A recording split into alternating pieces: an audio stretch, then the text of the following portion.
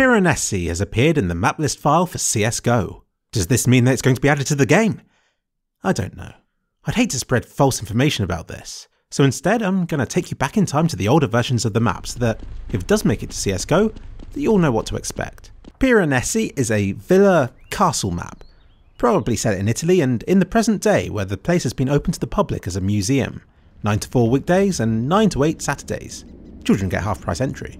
The TTs start in the car park, whilst the terrorists arrive by boat in a really scenic setting. From here, if you follow the map around to the left, then you get to A, to the right and you get to B.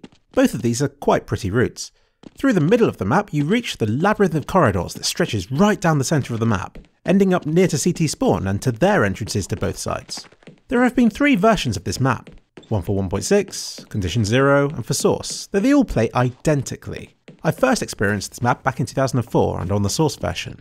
In fact, it was the very first map of Counter-Strike that I ever played. I remember I ran along the ramparts, passing an enemy who I didn't shoot at because I assumed that if he was on the other team then he'd shoot me first. Clearly he was thinking the same thing. Standards were lower back then. Yet, even the oldest 1.6 version retains the theme and decorations of the map. It's one of the prettiest for the game in my opinion. Condition 0 changes the lighting a bit and adds detailed textures to some of the surfaces, but otherwise remains identical.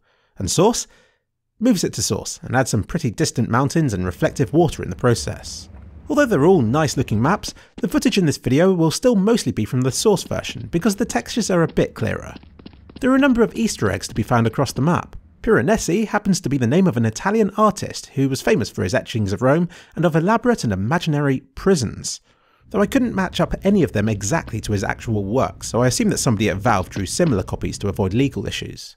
Being somewhat of a maze, these pictures also nicely represent the gameplay of this map.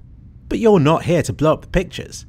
Instead, both sites are located in separate courtyards that contain an iconic and custom prop to blow up. Once again, the Source version does a good job of recreating the models from 1.6. Inside bombsite A is the ancient sundial, built for Mad Emperor Fred. But who could it be referring to? Could it be Frederick II, Holy Roman Emperor? He enjoyed culture, but seemed like a pretty cool guy, so I don't think it's him. Could it be Frederick III, peace-loving ruler whose son led Germany into World War I? Or could it be Emperor Fred, a panda and legal ruler of Little Tokyo in the Samurai Pizza Cats anime series? You choose. Perhaps if you could make out the text on this, then it would help solve the mystery. Bombsite B is a bit simpler. There's a grand orrery created by the Gnomes of Zurich, which is a slang term for Swiss bankers since they had a reputation of being secretive and tight-fisted with money at the time. Inside the museum itself is this lovely custom panel that reads differently in the different versions of the map. The first joking about the limits of 1.6 and the Source version inviting people to dine using ancient pottery that's definitely washed. They promise. There's also a cute little Easter egg in the Source version near CT spawn. Just behind this wall you'll find a model giraffe. It can't be accessed or seen from the actual level, but it's kind of sweet. Gameplay wise, there was a lot of verticality, a lot of full damage and, unlike canals, no water to absorb it. It was brutal. There are also a lot of windows and balconies to peer out from, which being the victim of made me rage quit more than a few times. I was shocked to find this ladder here, which has been in every version of the map but that I didn't even know about until now. Not that it does much. All versions of the map had a lot of breakable objects lying about, which I thought was a nice touch. Source also gets annoying physics barrels. It goes to show just how much lower the standards were back then. So does this.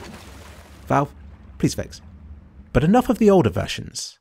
What about us people today who want to experience the map? I found multiple versions of Piranesi already uploaded to the workshop and were all like, oh cool, I don't have to do it myself. But they all had an extra corridor leading to A. This scared me for a bit because I thought I must have forgotten what the map had been like. But after closer inspection, it seems that the first guy decided to do it for balancing and then everybody else just re-uploaded this version to the workshop to claim as their own. Plus a few of the textures and models were different as well, so I went and uploaded a version that's identical to the one in Source. That even includes the shiny walls and pavements, breakable paintings and annoying blocky barrels. Unfortunately, the water doesn't look quite as pretty. I swear that I'm using the exact same water texture, it's just that the Source engine must have changed the way it worked in CSGO, which is a shame because I really did like it in CSS.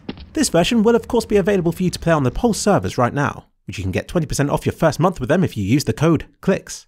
Thanks to them, you too will be able to create some memories of your own on this iconic map from Counter-Strike's history. Another time back in the day, I joined an empty server running Piranesi, only for another guy to join and to beat me every round. He was incredible. I kept asking who he was, but he didn't respond. I ended up hiding away in the corners of this map until other people joined and saved me, at which point the man disconnected. It's stuff like that that stays with you, even after many years. And my workshop entry isn't all. Even if Valve isn't working on a new and improved version of the map, you may remember Mundi, who made the competitive version of Aztec that I hosted last year. He has been working on a new and competitive version of Piranesi himself over this past year, and is still actively updating it. This will also be hosted on the server should you like to give him some feedback, which I'll make a Reddit topic about, much like the one that I'm doing with Dust 2 right now.